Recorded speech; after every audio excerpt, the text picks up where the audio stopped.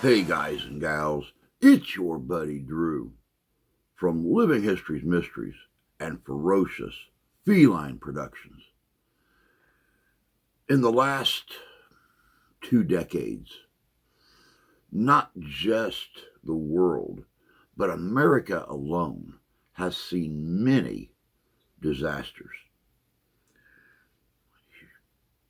Huge storms, tornadoes, flooding, hurricanes, snowstorms. But what about disasters that could be prevented? Today we're going to take a look at one such disaster in the latter part of the 19th century, the early 20th century. It's a sad story. A lot of lives were lost.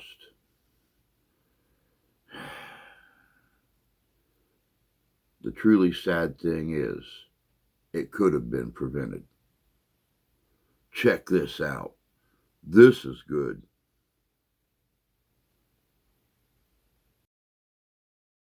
It is June 1889 and a country is in shock.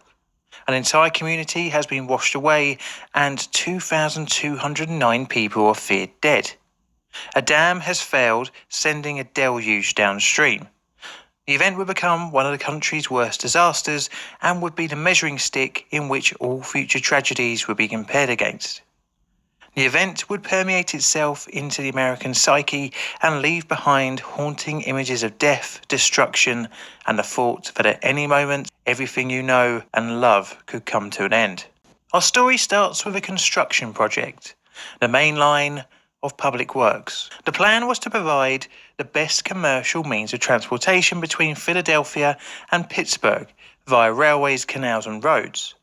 Part of this project was to create a reservoir for the canal system to supply water during low flow periods, and in order to make this happen, a dam was needed. The Commonwealth of Pennsylvania set out to build a new dam, which would be later known as the South Fork, starting construction in 1838.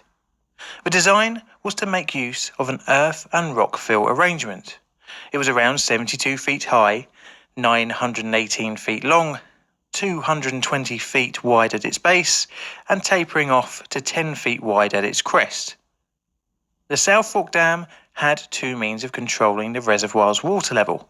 Although one had a greater level of control than the other, the arrangement was pretty standard for such a construction of its time.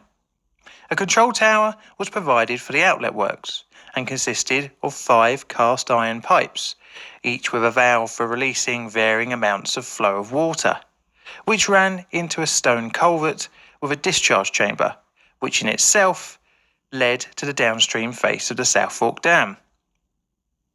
The second method of level control was the good old-fashioned spillway.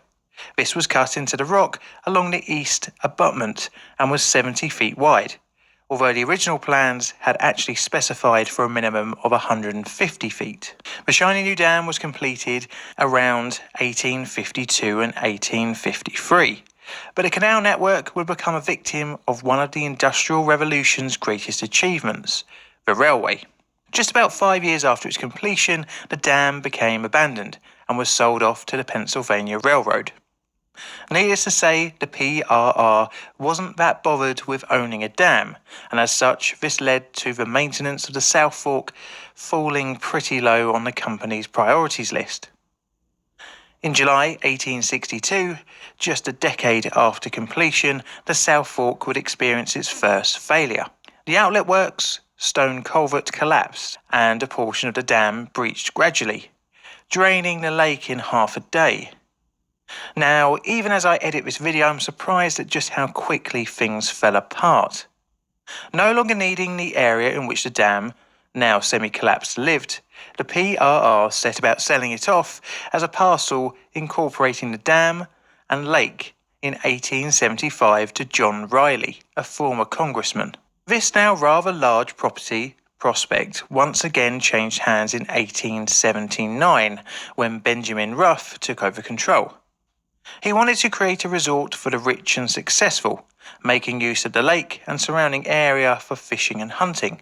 In doing so, he created the South Fork Fishing and Hunting Club. But for this new elite playground to be a success, the old and partially failed South Fork Dam needed to be rebuilt. Ruff set about reconstructing the South Fork Dam, but some of the changes to the design would prove to be fatal.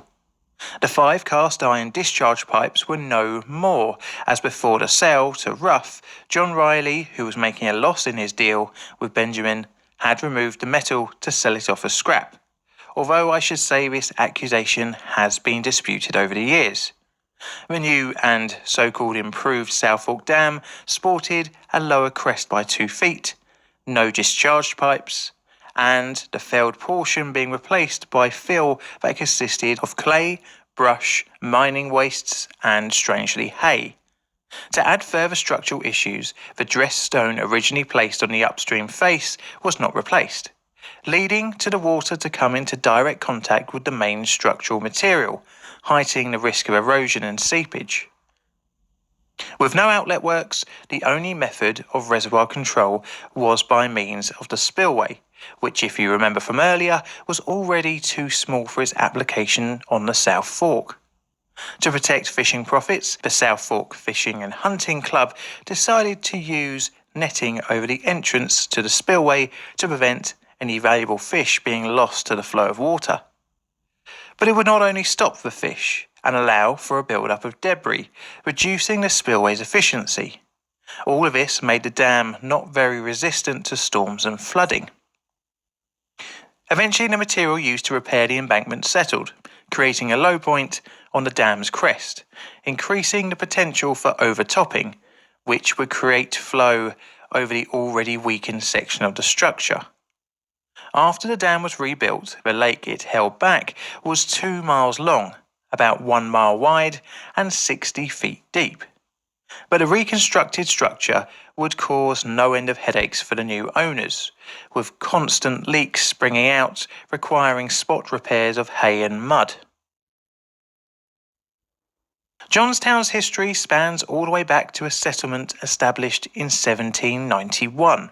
As the 18th century gave way to the 19th, the town saw growth along with the use of Pennsylvania Main Line Canal, in which it was a port and key transfer point. But things would really start to pick up for the town with the demise of the canals and the rise of the railways, almost like a direct opposite to the life of the South Fork Dam.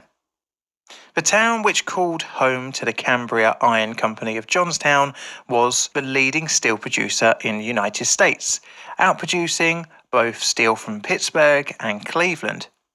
By the 1880s, Cambria Works had grown to become a huge enterprise, sprawling over 60 acres in Johnstown and employing around 7,000 people. This boom had been fueled by the company being the country's main supplier of barbed wire, allowing the town's economy to support a population of around 30,000.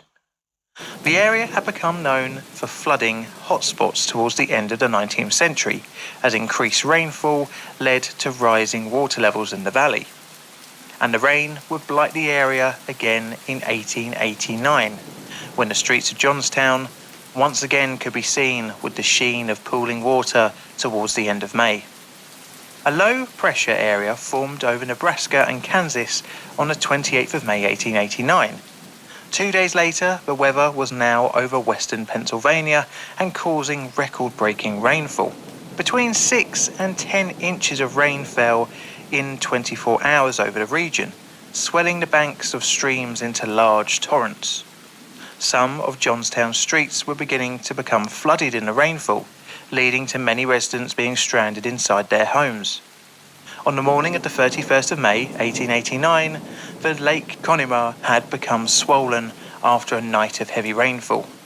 The lake level was now near cresting the South Fork Dam.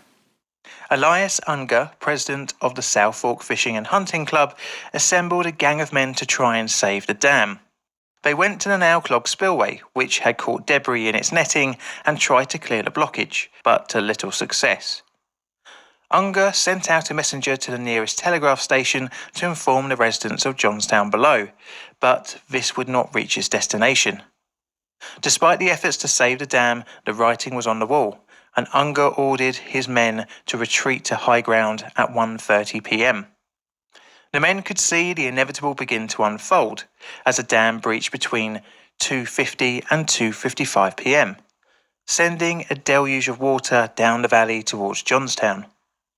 It would take just over an hour to empty Lake Conimar's 3.843 billion gallons. This effluent travelled down the 14 miles towards Johnstown, picking up debris with the flow. The water was slowed down at the Connemara Viaduct, but after just 7 minutes this failed, adding renewed force to the floodwaters.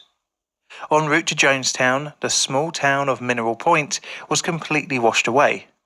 The flood next hit Cambria Ironworks at the town of Woodvale, picking up with it railway carriages, scrap metal and barbed wire. Just under an hour after the breach of the South Fork Dam, the flood hit Johnstown. The torrent of effluent travelling at speeds of nearly 40 miles an hour hit buildings, people and vehicles. The debris that consisted of barbed wire, rubble and other material crushed anyone out in the street and bombarded the town's standing structures. The water reached Stone Bridge. This became a pinch point where debris was pushed up against it, creating a small dam, pushing water out in different directions, causing other parts of the town to flood. Eventually, the build-up of debris caused a fire, adding to the carnage. Hundreds of residents were stranded and hundreds of the dead were swept away, with some reaching as far as Cincinnati. 777 bodies were never identified, and a total of 2,208 deaths were linked to the dam breach. Around 1,600 homes were destroyed and 99 families completely wiped out. The cost was approximately $17 million in property damage, including 4 square miles of downtown Johnstown completely destroyed. The cleanup would go on for years, but essential services were quickly put back to work within a few days, including the railroad and parts of the steelworks, although the latter would only resume full operation some nearly 18 months later. Early rescue and cleanup efforts were hindered by the vast amounts of barbed wire amongst the debris, which clinged to the ground and caused injuries to any would-be emergency worker. On the 5th of June, founder Clara Barton of the American Red Cross made it to the town, leading to the disaster becoming the organization's first major mission. The rescue and relief efforts would mean Barton would stay at Johnstown for 5 months. The disaster had the benefit of being the subject of a large number of photographs, which helped in raising funds for the town and its victims. But with such destruction and death left in its wake, the root cause had to be found, and if possible, discover who was responsible. Clearly, the cause of the torrent of water was the South Fork Dam, and its severely weakened reconstruction. But the conclusion of an investigation at the time hinted that even in its original fully functional state, the dam would have failed. Strangely, the report from the American Society of Civil Engineers went unpublished to the public for 2 years after their initial findings, for not wanting to be dragged into any potential litigation. The results essentially got the highly wealthy owners of the South Fork Fishing and Hunting Club off the hook of responsibility, but the public knew differently. The club never had to face any legal ramifications, being able to write off the event as an act of God. But in 2016, a re-evaluation of the disaster proved that the extensive and improper modification to the dam was the root cause of it failing, although this is long after those responsible could have been given their legal just desserts. Although legally dodging the liability, many of the club's members did pay significant amounts to Johnstown, including club co-founder Henry Clay Frick and millionaires like Andrew Carnegie. Although the victims of the accident didn't feel like they received justice, the event became etched into the country's culture, leaving a legacy for more than 100 years.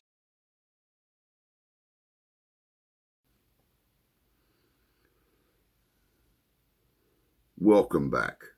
You know, it's like I was saying at the beginning, this disaster could have been prevented. The lake, the dam, had been passed off hand to hand many times. And everybody thought just being a natural dam wasn't going to need the attention and the maintenance that it required. Mother Nature is a fickle girl.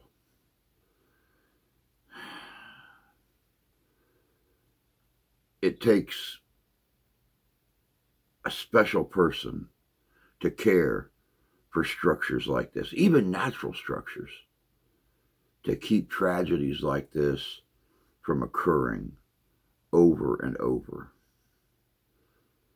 The truly sad thing is that loss of life, over 2,000 people, some of which washing clear downstream out of Pennsylvania into Ohio and being found clear over by Cincinnati. And some of those people, some of those men, women, and children never being found at all. But I hope you enjoyed this look at the Johnstown dam disaster.